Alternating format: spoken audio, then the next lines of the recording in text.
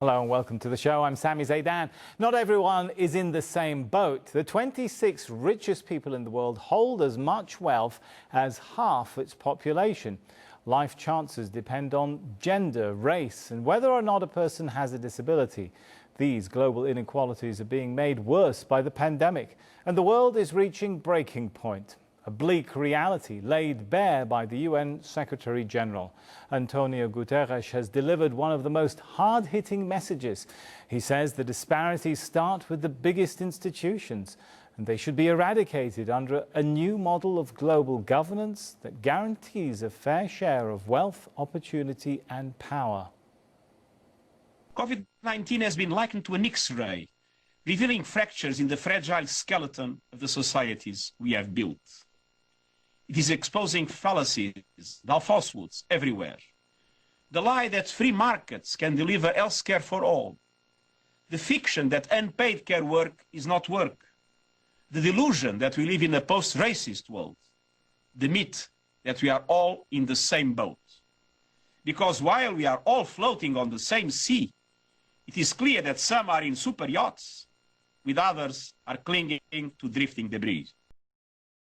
The COVID-19 pandemic has brought home the tragic disconnect between self-interest and the common interest, and the huge gaps in governance structures and ethical frameworks.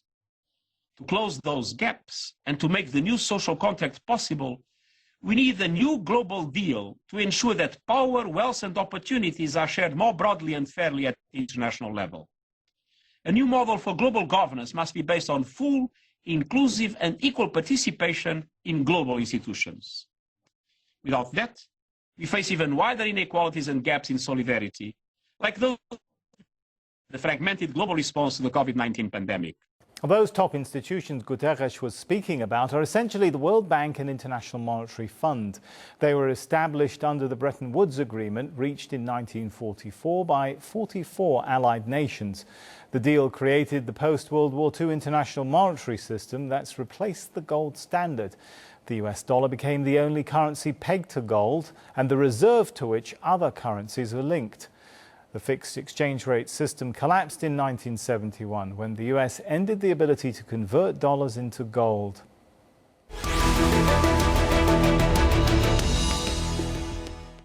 Let's bring in our panel into the show now. We have joining us from Nairobi, Max Lawson. He's the head of Inequality Policy at Oxfam. In New Delhi, we have international development economist and Professor Jayati Ghosh.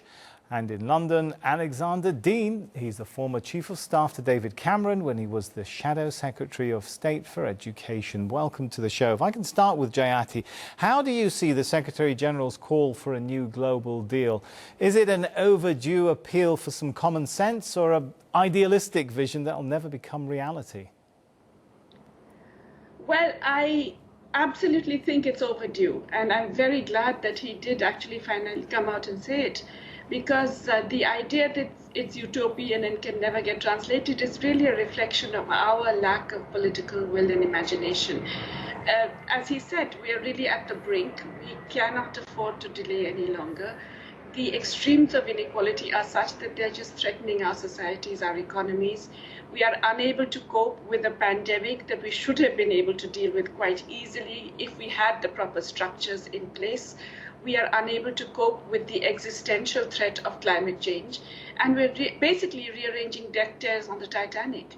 So I think it's absolutely essential for us to do something immediately, and I think the Secretary General was absolutely right to highlight the urgency and the necessity for fundamental change. Rearranging the deck chairs on the Titanic. I like that expression. Let me take it to Max and say, do you agree with that analysis? It's not too idealistic. It's an overdue appeal for us to save ourselves from ourselves. I think it needs to be said. It's incredibly important. I think before coronavirus hit, we already had an incredibly unequal world where 26 billionaires have the same wealth as the bottom half of humanity, so extremes of wealth that are almost beyond the imagination, more money than anyone can spend in their lifetimes, and then a huge numbers of people living very precarious lives day to day, and that's been hit by this tsunami of the virus, the economic tsunami, the health tsunami, and I mean, here in Kenya, there are hundreds of thousands of people out of work. Everyone's talking about hunger.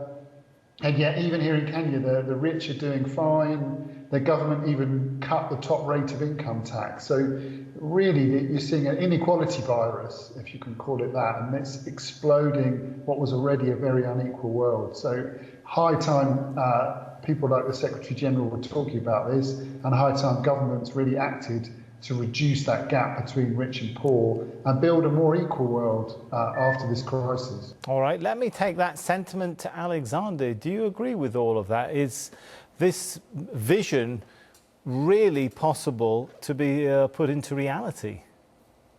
Well, good news for you. No, I don't agree with that. So we're going to have a debate. I think it's initially hard for the casual observer to figure out quite what the Secretary General is doing until that observer learns that one of his last roles was as president of Socialist International. And I think that that's probably a place that this kind of rhetoric is more suited to be.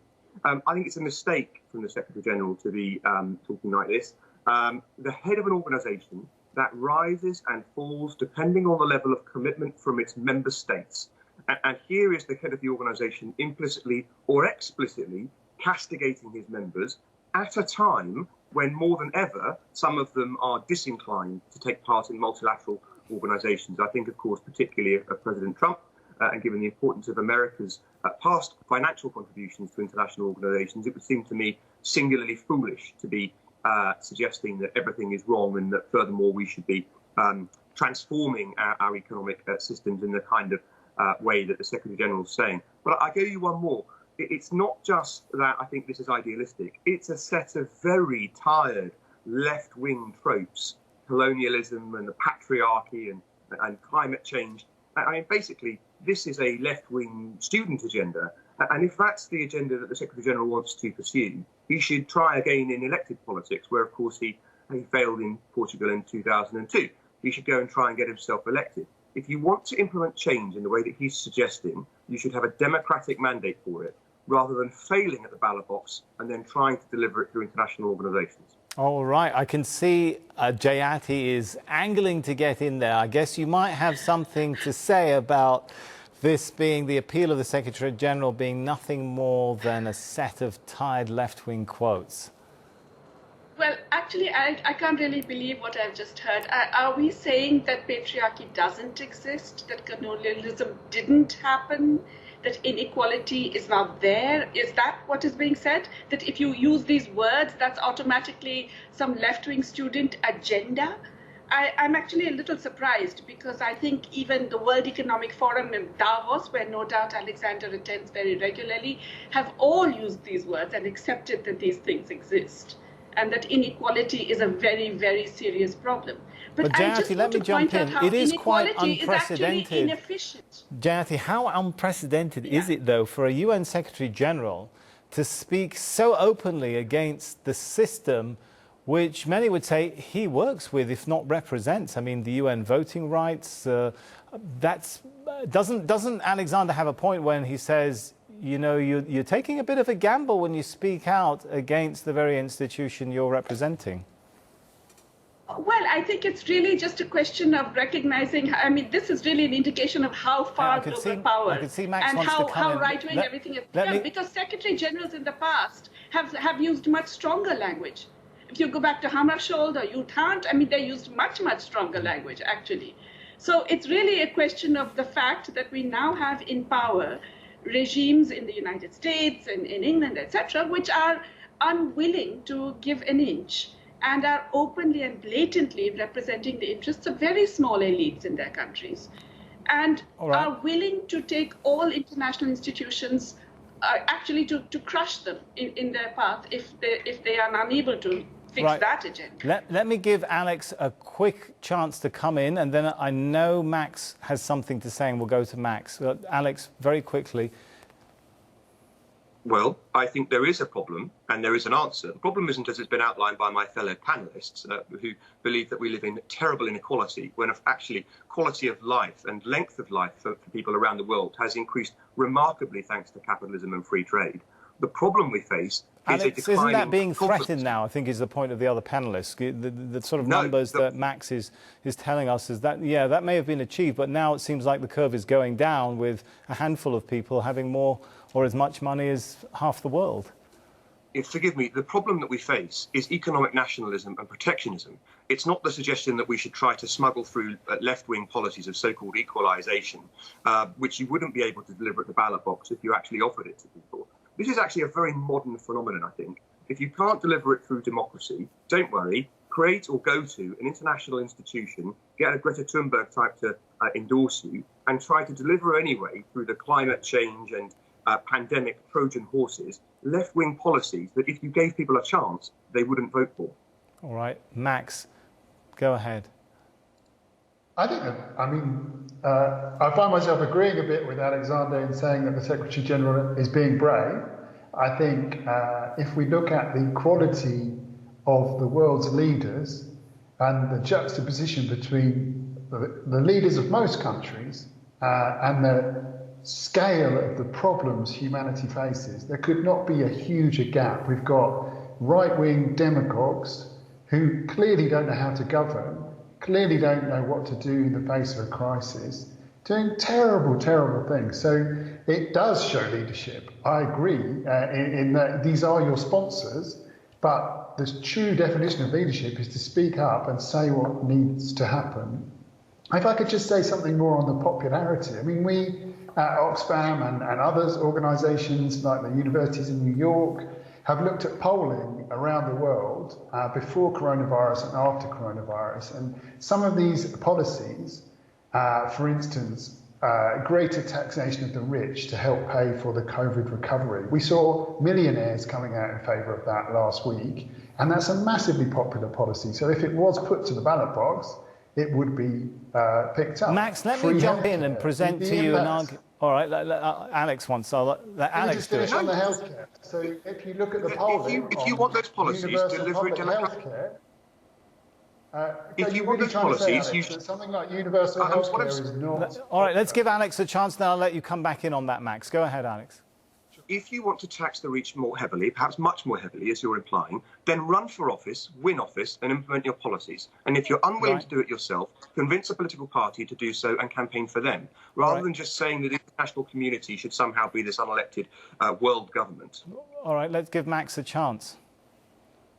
Oh, I completely find myself agreeing with you more than I expected. I think the real battleground for these policy issues is the nation state, and it has to be democratic. But where I do disagree with you is the sense that these are in some way not popular policies, because I think the polling belies that, and I think coronavirus has really contributed to that. People see that everyone is at risk. They see the necessity for things like universal health coverage in the face of a pandemic. They see that government can intervene when it wants to help people who are facing unemployment.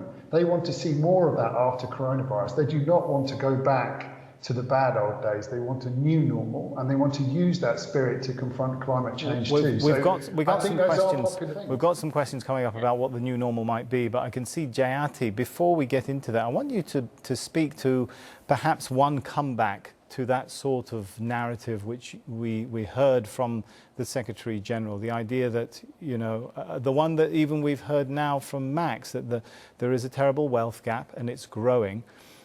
What do you say to those who say, as Alex pointed out, well, overall, the indicators, even for that, even if we say, you know, there are a few rich people who are getting richer and the gap is getting bigger between them and the rest of us have seen their standard of living improve, have seen their life longevity improve, even if the gap between the rest of us and the super rich is getting bigger?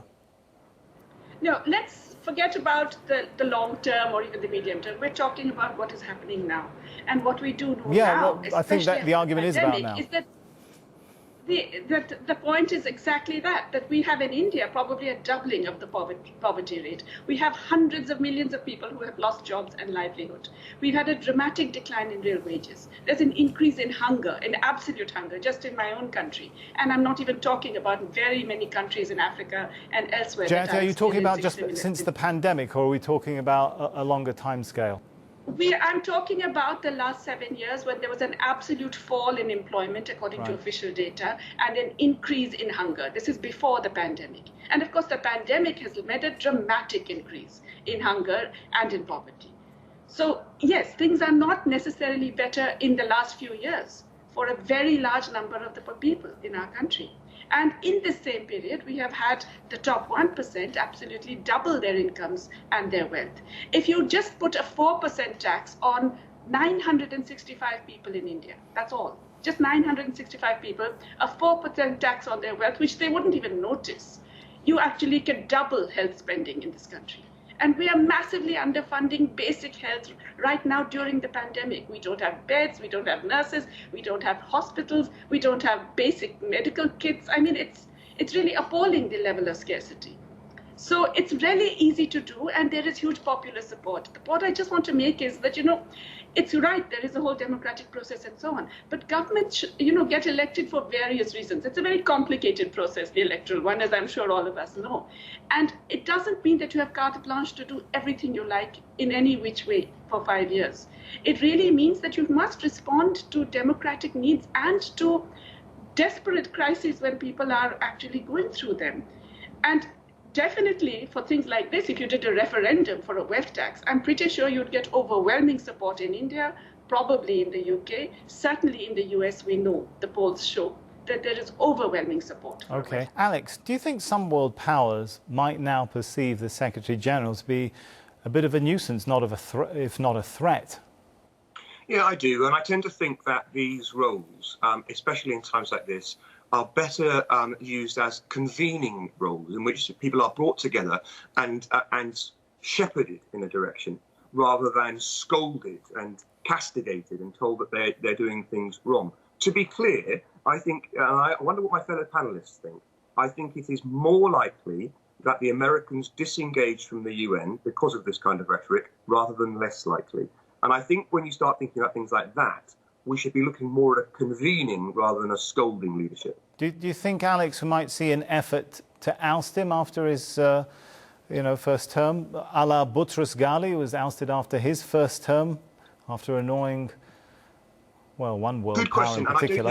And I don't know the inside baseball of the nominating process well enough. But and of course, they would also run the risk of being seen of targeting him because of this kind of speech, which, as this conversation makes clear, for some people will be popular. So I think in some ways he may have bolstered his own position in terms of staying there, but I think he's making himself a lot less useful. And in the end, you've got to wonder, what are these roles for? Do you actually want to achieve something, or do you want to lecture people until your time in office finishes? That's a good point. Let's take it to Max. As a person, you work with Oxfam, an organisation that tries to help people in need. When you hear the Secretary General speak like that, I'm sure one part of you is very happy with that. Does it worry you, though, the point which Alex is making, that it might prompt powerful countries like the US towards more disengagement that undermines the sort of policies you are working on? Again, I think Alex has a point. I think, what we've seen since the crisis broke is almost complete failure of multilateralism and the unprecedented situation where the US, under, a demagogue president from the right, is turning his back on the world and turning his back on the World Health Organization. If anything, and probably the Secretary General is speaking like this through desperation. I'm absolutely sure he has worked incredibly hard to try and convene people. But as we have seen, we're living in a situation where the most powerful man on earth is like a playground bully. So people have to speak up. So I think it would be much, much better. And maybe we hope for a change of government in the US, much, much better, as we saw after the financial crisis under the leadership of Gordon Brown and Obama, to convene, and then for the most powerful nations to do the right thing, and particularly for poor nations, because things like debt crises or huge increases in poverty. There's an estimate that 500 million people could be pushed into poverty by this crisis. And I see that every day here in Kenya. The level of hunger in the slums here in Nairobi is unprecedented. So that requires concerted global action by the most powerful nations. And we just haven't seen that in the last few months. So I think probably the Secretary-General is exasperated. Let me let Jayati into the discussion and ask you, could we interpret the support which some rich countries now are giving to people,